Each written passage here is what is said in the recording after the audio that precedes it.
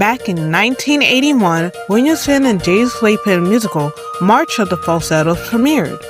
And a decade later, in 1990, Falsetto Land premiered off-Broadway. These two musicals are Act 1 and Act 2 of the now-known 2016 revival of Falsettos.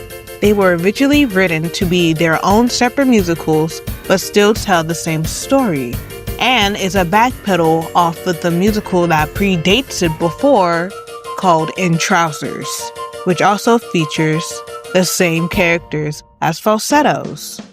These two musicals were a staple of its time as it took place during the AIDS crisis. Though for this video essay, I will be going strictly over the 2016 revival written solely by William Finn. I will not be going over March of the Falsettos and Falsetto Land, even though they tell the same story, nor will I be going over the contents of the musical itself, but more of the elements that it presents. It's important to remember that Act 1 of Falsettos takes place right before the AIDS crisis in 1979, and Act 2 takes place during the start of the AIDS crisis in 1981. Key characters are Marvin, the self-centered ex-husband, and the main character of the musical. Next is Trina, the ex-wife of Marvin, Wizard, the family friend and lover of Marvin, Jason, the child of Marvin and Trina, and last but not least, Dr. Menville, Marvin's psychiatrist. Throughout the entirety of Falsettos, several characters showcase their immaturity through the use of falsettos, mainly the men. Williamson's choice to use the falsetto voice as a metaphor creates a balance between immaturity and growth of people through the use of falsettos, props, and musical motifs. Let's begin. This story needs an ending. A homosexual father with children. Now let's talk about the use of falsetto specifically. Throughout the majority of falsettos, the use of falsetto is deliberately prevalent. During Act 1, falsetto is used far more frequently than in Act 2, as it symbolizes the immaturity of the male characters. One song that I can think of that clearly showcases the use of falsetto is Trina's song / March of the Falsettos / Trina's song Reprise. This is the most notable instance as for March of the Falsettos, which is the second part of this 3-part song. The whole song is sung in an exaggerated high tone, except for Jason, who sings in his normal tone since he's a child and he's naturally immature. The contents of this song also makes mention of their own immaturity and this false image that they present themselves, which is emphasized through these lyrics. Phosphorescence keep replaying their adolescence. Poor men marching but never mincing. Poor men marching is so convincing. It's a gift of surety. We're lacking in maturity. Get off of my shorts. So hard to take off. As you can see, this self-awareness continues in such other songs such as 4 Jews in a Room Bitching, Thrill of First Love, and This Had Better Come to a Stop, where the use of falsetto becomes more subtle, being masked by the use of bravado. As the musical progresses towards Act 2, the falsetto use lessens, reflecting their growth and emotional maturity when faced against tragedy. In Act 2, when Wizard contracts AIDS, the immature and playful tone of Act 1 gives way to the cruel reality of the illness, forcing the characters to confront their vulnerability and move beyond childish bravado. Songs such as Something Bad Is Happening / More Racquetball highlights the first cracks in their denial. In More Racquetball, the playful tone contrasts with the serious news that follows, showing that they can no longer hide behind humor and bravado. While Holding to the Ground demonstrates Trina's grounded acceptance. He shared my life. Yes, that's my life. Life is never what you planned. Life is moments you can't understand. And that is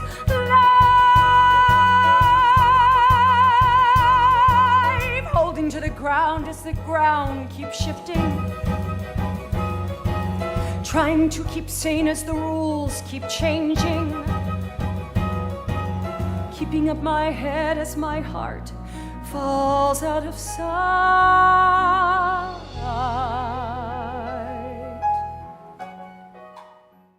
And Unlikely Lovers shows the men connecting through compassion and sincerity rather than performance. Who'd believe that we two would end up as lovers? Do you want me to reply? Him and me, you and I, passionately lovers. Please don't get morbid. Right. It's just Don't fight. that I haven't died yet. Just stop it. I'm sick, but kicking. Jeez. All right. Louise. Good night. I'm staying here in this spot, whether you want me to or not. I'm staying. As illustrated through these songs, there's little to no falsetto because these moments demand sincerity. The shift towards emotional honesty is further reinforced by the use of props, which visually demonstrates the character's growing maturity. Let's begin. This story needs an ending. A homosexual father with children. The 2016 revival is unique as it's the only production where the props are made out of a stack of gray, oversized, childish building blocks. These building blocks transform into various set pieces such as couches, tables, and beds. During the majority of Act 1, these blocks serve as a foundation for nearly every scene, representing the characters' immaturity and the artificial world they construct for themselves. The minimalist staging also gives an illusion of stability and control, even as their lives aren't. Case in point, March of the Falsettos. The blocks are arranged in a messy and chaotic state, paralleling the chaotic and performative nature of the characters' relationships. In Making a Home, however, Trina, Mendel, and Jason attempt to build a sense of normalcy using the blocks, but with pieces of real props used throughout. This symbolizes their subtle growth as they try to make a home for themselves. However, as the story transitions into Act 2, the blocks gradually disappear and are replaced with real props. This shift reflects the characters' growing maturity and acceptance of reality. No longer hiding behind the symbolic blocks as their lives fall apart and they start to face the reality of their situation. For instance, in Falsetto Land and It's About Time, the house they made out of blocks topples over as they try to hold on to their childish nature. But, as Marvin states, It's about time, don't you think? It's about time to grow up, don't you think? It's about time to grow up and face the music. It's about time. he's the first person to acknowledge that they need to start growing up and start facing reality. By the time it hits the song, Days Like This, the blocks are gone and the presence of real furniture emphasizes how the characters have evolved from emotional play acting to general vulnerability, as they are now faced with the situation that they can no longer hide from. Through this visual transformation, Finn effectively uses stage design to mirror the character's journey towards authenticity and emotional growth. Let's begin. This story needs an ending. A homosexual father with children. Composer and writer William Finn uses recurring musical motifs for his characters. These motifs are transformed across the show, revealing the arc from immaturity to emotional maturity. In Act 1, many motifs appear in playful staccato that underlines the character's defensiveness and performative behaviors, namely the motifs within This Had Better Come to a Stop. Make the dinner and love me. This is going nowhere and fast. Wizard, this little thing that we had will not last. Don't feel responsible after all it's through. I'm not responsible. Life can be wonderful. Isn't this wonderful? And this had better come to a stop. Wizard, now, wizard, chow, wizard, bend. This had better... And the chess game. What should I do now? Move. Where? There. How should I behave myself? Chess ain't how your boyfriend thinks. This game stinks. Let me win. Yes, sir. Please? Yes. Great. Wait. Wizard wins. Wait. Wizard wins. Wait. Checkmate! Life's a sham and every move is wrong. We've examined every move as we move along. Are intentionally made to feel competitive and lighthearted, matching the character's facade of maturity. As the musical progresses into Act 2, those same motifs return slow and reharmonize, as the once combative motif becomes a somber phrase that carries memory and regret. Individual character motifs follow similar progressions. Wizard's use of piano and saxophone loses some bravado and sound more fragile as the musical progresses. A tribute to me. Ask me if I love him. It depends on the day. These are the games I play. It's tough, my friend. Love's looking strong. Let me face the music. It's a song that I've been waiting to hear for much too long. Years too long. It hurts not to love him. It hurts when love fades. It's hard when part of him is off playing family charades. Ask me if his attack, then the scene turns to black. Life sucks. People always hate a loser and they hate lame ducks. Screw me and shucks, that's it, that's the ball game. I don't smoke, don't do drugs, and then comes the bad news. I quit, that's the ball game. It's the chink in the armor, the unresolved karma, the blues. Can I keep my cool despite the urge? Marvin's repetitive use of accordions and harpsichords mirror his internal conflicts. I want a group that harmonizes. I want my wife and a kid and friend to pretend a time will mend our pain.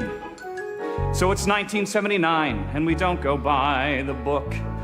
We all eat as one, wife, friend, and son, and I sing out as they cook. I love my tight-knit family. I love the way they cook linguine. Isn't it great? We're all so swell, such a dear clientele. Only one out of 1,000 others. Only one my child would allow. When I'm having fun, you're the one I want to talk to. Where have you been? Where are you now?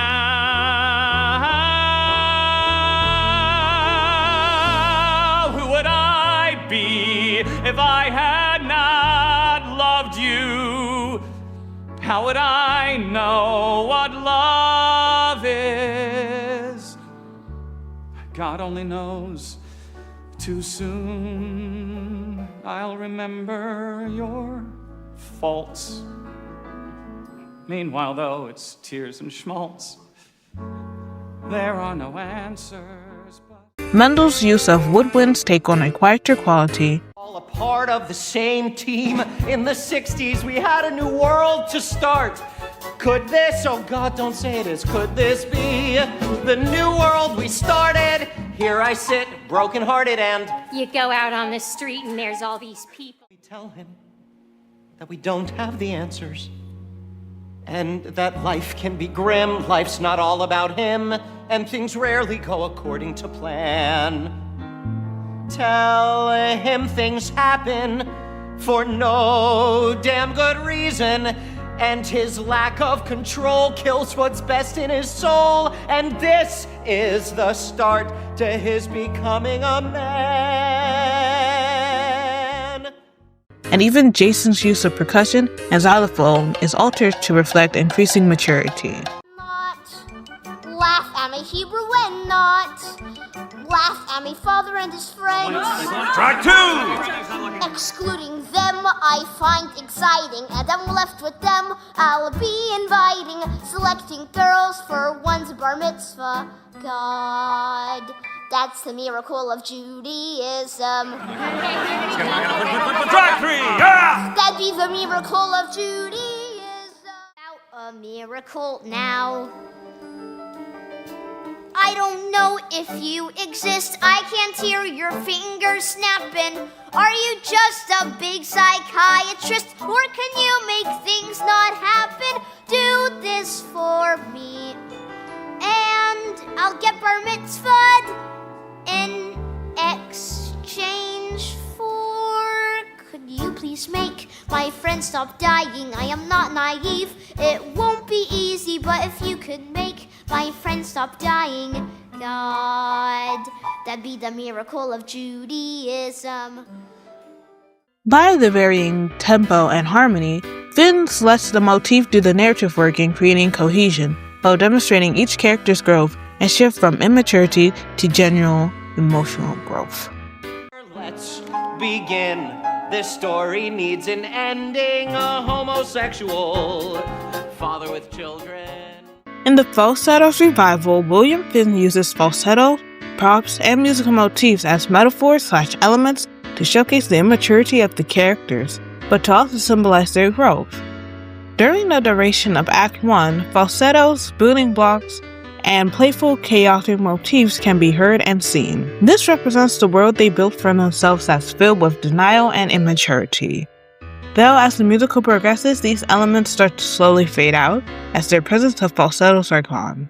The blocks are replaced with real props, and the musical motifs are much slower and somber, showcasing the character's necessary, albeit painful, movement towards growth and maturity.